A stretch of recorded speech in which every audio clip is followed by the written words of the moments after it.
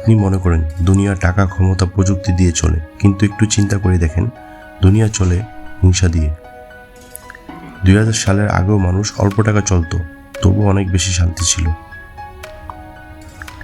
American investor Charlie Munger বলেছিলেন, মানুষ যদি গরিব হয় এবং তার আশেপাশের মানুষগুলো যদি গরিব হয়, তখন তার কষ্ট হয় না।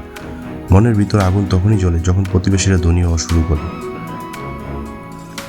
আজ বিলাসিতা বেড়েছে, কিন্তু মানসিক শান্তি কমেছে।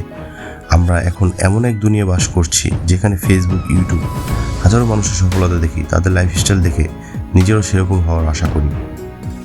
আগের মানুষ নিজেদের আগের দিনের সঙ্গে তুলনা করত, আর আজকে মানুষ নিজেদের তুলনা করে ইউটিউব দেখা কন্টেন্ট ক্রিয়েটরদের সাথে, যার ফলে উন্নতি করেও মনে হয় আমি কিছুই করিনি। এটা শুধু অর্থনৈতিক বৈষম্যের জন্য নয়, বরং প্রতিযোগিতার জন্য, হিংসার জন্য।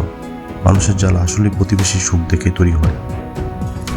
একটা ফরাসি প্রবাদ আছে, সুখী থাকা সহজ, কিন্তু অন্যদের তুলনায় বেশি সুখী থাকা অসম্ভব। অন্যদের উন্নতিতে বিষাদ নয়, অনুপ্রেরণা খুঁজেন।